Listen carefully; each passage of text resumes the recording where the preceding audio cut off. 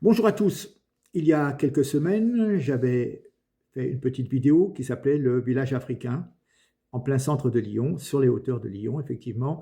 Il y a environ 300 tentes, style quechua, vous connaissez, qui abritent des mineurs non accompagnés d'origine africaine.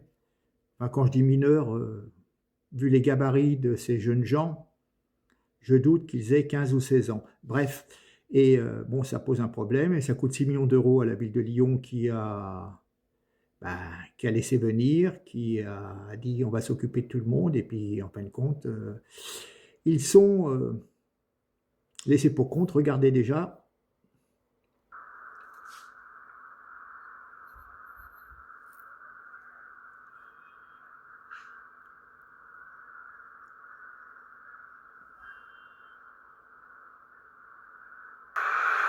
Campement de migrants, de mineurs non accompagnés.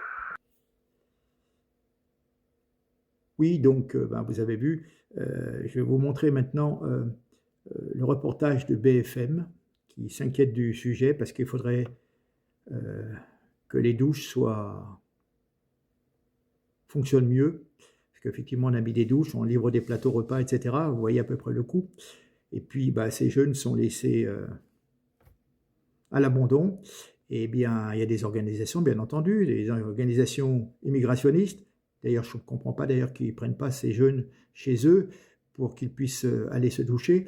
Mais, et ces jeunes après partent sur toute la ville, avec bien entendu, comment dire? Parfois à la recherche de mauvais coups et j'ai constaté par moi-même, ils se retrouvent à 10 ou 15 kilomètres, de ce lieu et sont sur les parkings, des hypermarchés à mendier, voire, de temps en temps, récupérer des choses qui traînent dans les voitures, voilà, ou les sacs à main de certaines dames.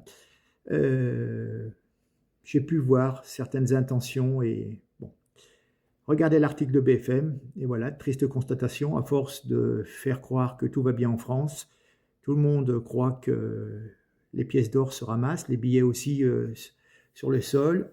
Les passeurs font croire cela à des pauvres villageois. La France est un eldorado et puis voilà, ce qui se passe, leur situation est certainement pire que, dans leur village, quelque part en Afrique.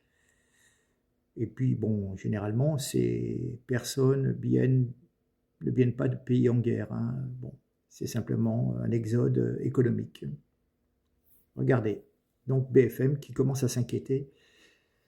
Je ne sais pas s'ils ne parlent pas même de mettre des douches chaudes, je ne suis pas sûr, mais regardez, écoutons ensemble. Merci, à très bientôt. Le collectif Soutien Migrants Croix-Rousse alerte. Cet été, la ville de Lyon a installé des douches pour les mineurs isolés qui sont installés dans le jardin des Chartreux. Mais il redoute qu'elles soient retirées en raison de dysfonctionnement. Les explications de Lauriane Pellaou. Des centaines de tentes alignées dans le jardin des Chartreux. C'est ici que vivent 250 à 300 mineurs isolés depuis plusieurs mois. Et avec l'arrivée du froid, les conditions de vie sont insoutenables pour ces jeunes. Il n'y a pas de manteau, pas de pull, pas de basket, des chaussettes, tout quoi, c'est compliqué quoi. Le temps de même il est glacé. Et cela pourrait encore empirer. La ville de Lyon envisage de retirer les douches qu'elle avait installées sur le camp cet été en raison de dysfonctionnement. On va se doucher où? Si on nous est permis de déposer la tente ici, il faut qu'on nous permette aussi d'avoir les douches ici. Le temps qu'on est là, qu'on nous laisse dans notre douche. Pour le collectif Soutien Migrants Croix-Rousse qui accompagne les jeunes, supprimer les douches serait une violence intolérable. C'est le strict minimum et nous on regrette en fait de se battre pour ça. On se bat d'abord pour qu'ils soient mis à l'abri, pris en charge, comme le veut le droit international en fait. S'il était respecté, ce campement n'existerait pas en fait. Ces jeunes seraient pris en charge par la protection de l'enfance et il n'y aurait pas de problème de douche. Contactée, la ville de Lyon affirme qu'aucune décision n'a pour l'instant été prise. Des échanges se sont tenus avec le collectif Soutien Migrants Croix-Rousse afin de dresser un bilan partagé de ce dispositif. À ce stade, aucune décision n'a été arrêtée concernant son évolution. En parallèle, le collectif et les mineurs isolés demandent aussi un accès à l'eau chaude dans les douches.